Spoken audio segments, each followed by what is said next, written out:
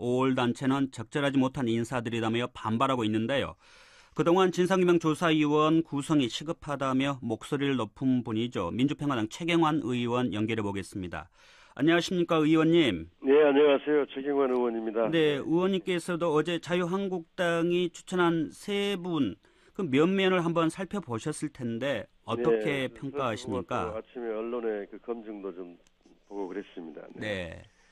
일단 그 권태호, 이동욱, 차기환 이 세 분인데 좀 이분들의 면면에 대해서 나름대로 우리 의원님께서 한번 평가를 해주시면 어떨까 싶습니다.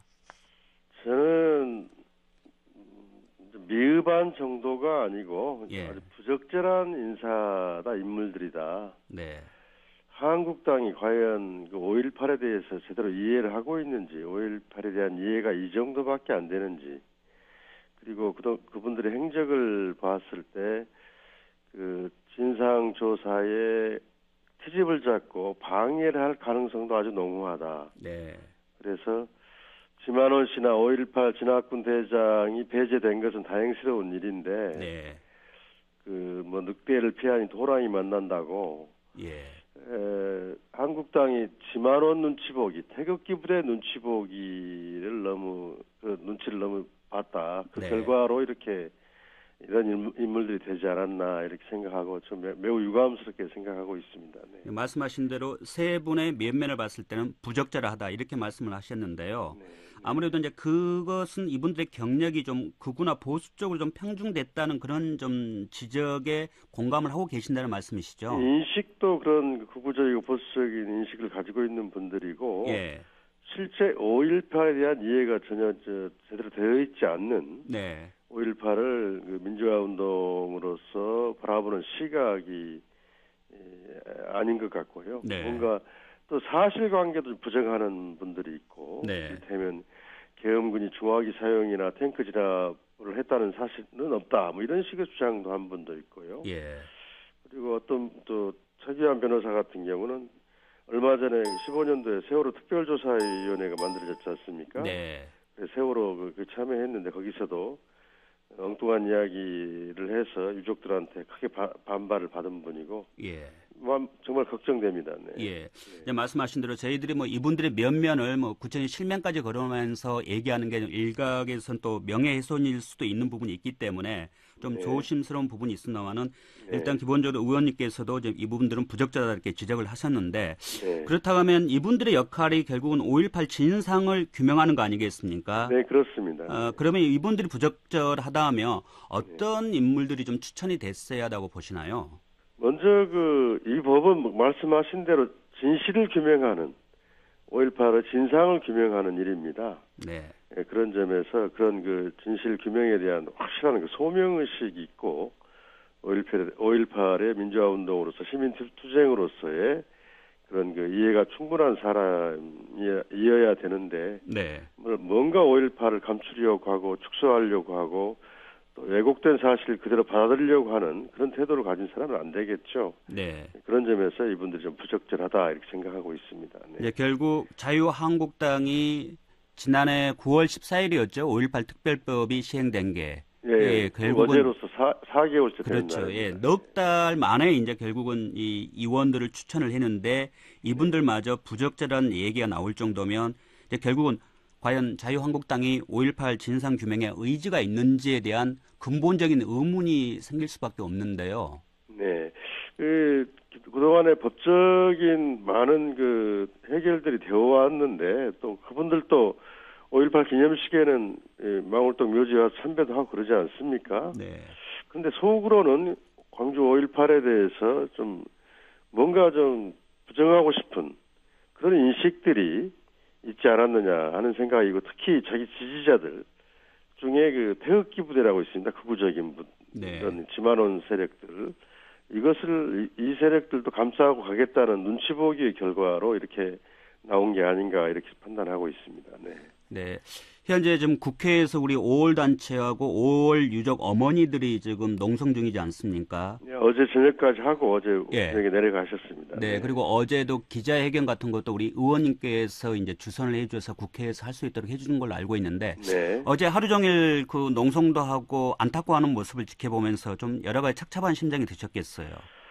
그렇습니다. 이제 어머니들은 지난 금요일부터 와서 나경원 대표를 면담하겠다. 지만은 연말이냐 5.18 특수군 부대가 장이 무슨 조사위원이라는 게 말이 되느냐 하고 네. 나경원 원내대표를 만나겠다 하고 농성을 했는데 어제도 나경원 대표가 끝까지 나타나지 않았어요. 대신 네.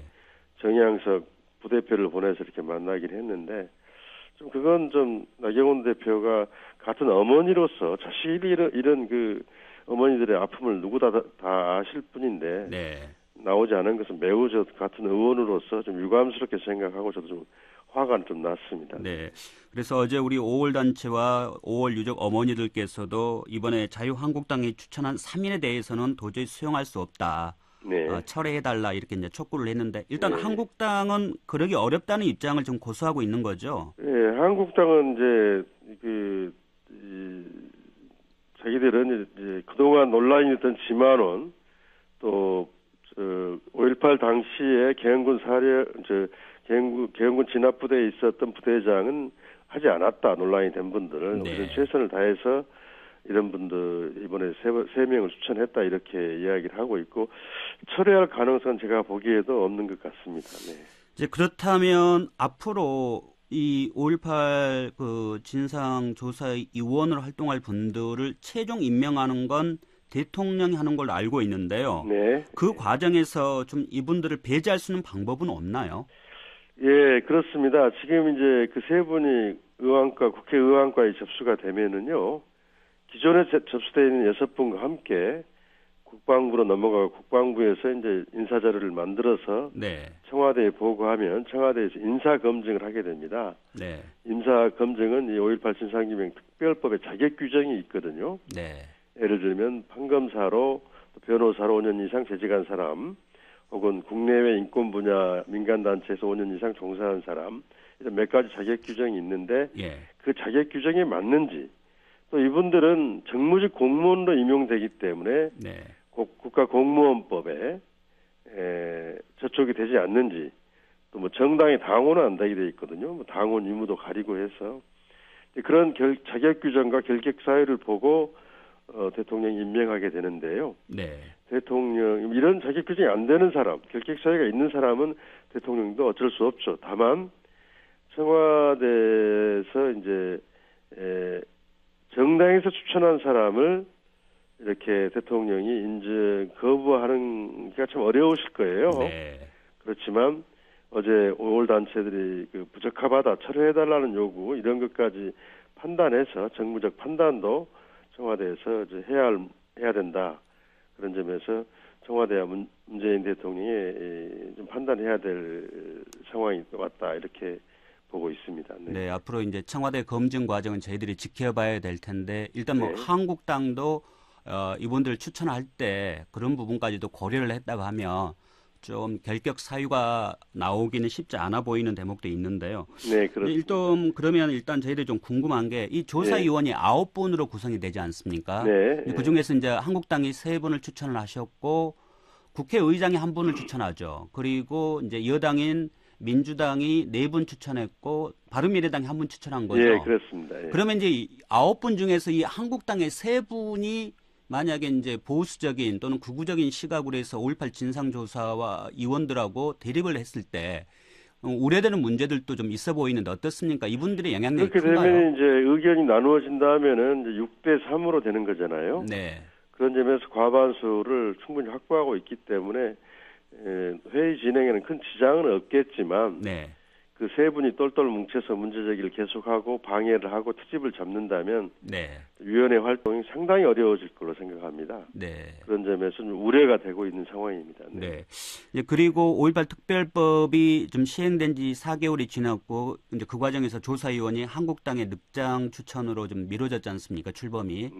그런데 이제 이분들의 활동 기간이 2년으로 알고 1년 연장이 가능한데 벌써 4개월 이상이 지나버렸는데요. 그 문제는요. 그 법에 진상조사위원회가 구성된 날로부터 2년. 그래서 아직 법은 시행은 됐지만 대통령이 임명한 날. 그래서 이제 임명하면 진상조사위원회 구성되기 때문에 그 문제는 없습니다. 임기 문제. 네, 말씀하신 대로 이제 조사 기간은 임명 이후부터 되기 때문에 뭐 실제적으로 좀 구성이 늦어진다고 해서 조사 기간이 단축되거나 그럴 우려는 없다는 거죠. 네, 그렇습니다. 그 부분은 다행인데 이제 구성 부분에서는 좀 걱정이 좀 됩니다. 앞으로 이 부분에서는 좀 우리 의원님을 비롯해서 좀 각 정당에서 좀 지속적으로 문제 제기를 해주셨으면 어떨까 하는 생각이 듭니다. 예, 그렇게 하도록 하겠습니다. 네, 그리고 오늘도 연결이 됐으니까 요즘 관심 사항 중에 하나가 지역에서는 최근에 그 민주당의 그 복당과 입당을 신청했던 무소속의 송금주 의원하고 이용호 의원이 일단 불허 결정을 받았습니다. 네. 이게 좀 지역 정치권에 어떤 영향을 미칠지, 또 우리 민주평화당 시각에서는 1년 앞으로의 또 행보에 또 이런 부분들도 어떻게 고려가 될지 좀 궁금합니다. 네. 일단 민주당에 그런 결정을 했는데 뭐 여러 가지 평가들이 있는데 민주당은 그 순혈주의랄까요? 네. 민주당의 그 개파에 충실한 사람들로 호남을 비롯해서 전국적으로 이렇게 자기 세력을 확대해 나가겠다, 주도권을 확대해 나가겠다. 네. 이렇게 뭐 누구를 영입하고 이렇게 들여오는 것보다 연대를 확산시켜 나가는 것보다 그런 태도를 보여준 것 같아요. 뭐 네. 민주당이 판단인 것 같고요.